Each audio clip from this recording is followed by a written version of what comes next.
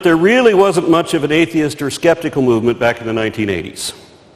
You can watch old episodes of Star Trek and you'll see that pretty much everybody believed in something supernatural.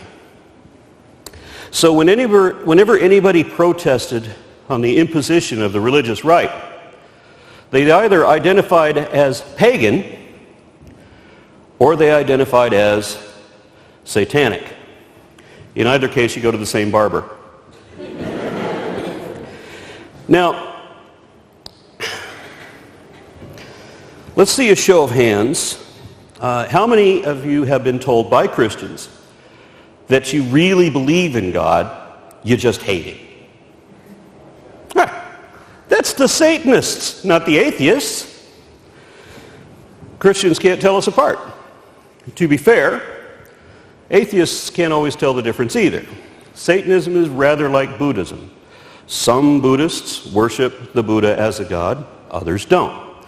The same kind of thing occurs with different types of Satanism. And the Satanists that I knew didn't believe in God or the devil. They weren't educated intellectuals. They were like these guys. They were atheists. They just didn't know what atheist was. Nobody knew what an atheist was back then. They just knew that there was something really wrong with religion, and they wanted to get as far away from Christianity as possible, and Satanism was the only label they knew that would put them on the opposite side. We had all been told that atheists believe in nothing, as if we're all nihilists, as if not believing imaginary things are real is the same thing as not believing anything is real, including yourself. Or we were told that atheists reject any possibility of anything existing that can't be proved, which of course no reasonable person would believe. It's like when Oprah said you can't be atheist if you experience awe and wonder, as if she knows anything about that. The problem is, if everybody keeps repeating the same lie systematically for decades, people will believe it. I was an atheist for 15 years before I knew what that word meant and that it applied to me. Carl Sagan lived his whole life without realizing he was atheist too, because he and I were fed the same lie. We were given definitions of atheism that were not only false, but very stupid.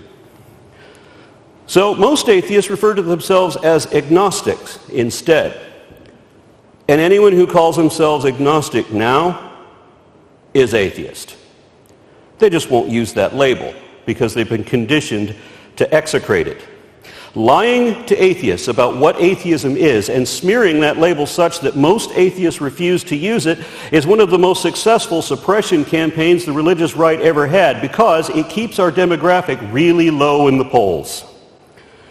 And the fact is that if you don't believe that there's a magical, anthropomorphic immortal secretly spying on anything you ever do, then you're atheist. Even if you're agnostic about that, you're still atheist. Most atheists are agnostic. You can be an agnostic theist or a Gnostic atheist, but the other way around is much more common. Sadly, being atheist does not mean you're necessarily a learned academic scholar or that you're a rational, skeptical epistivist.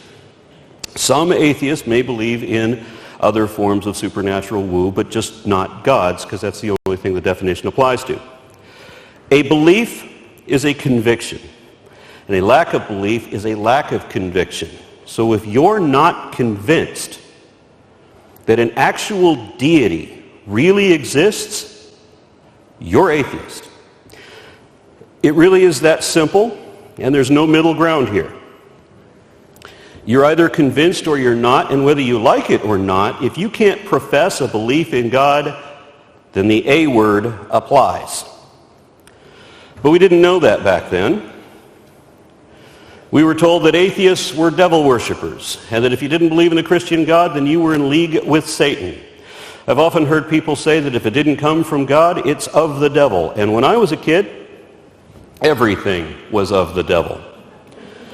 Sex and drugs and anything that tasted good or felt good or made life interesting or fun, the devil did it all. So we listened to what they told us was the devil's music, and we sold our soul for rock and roll.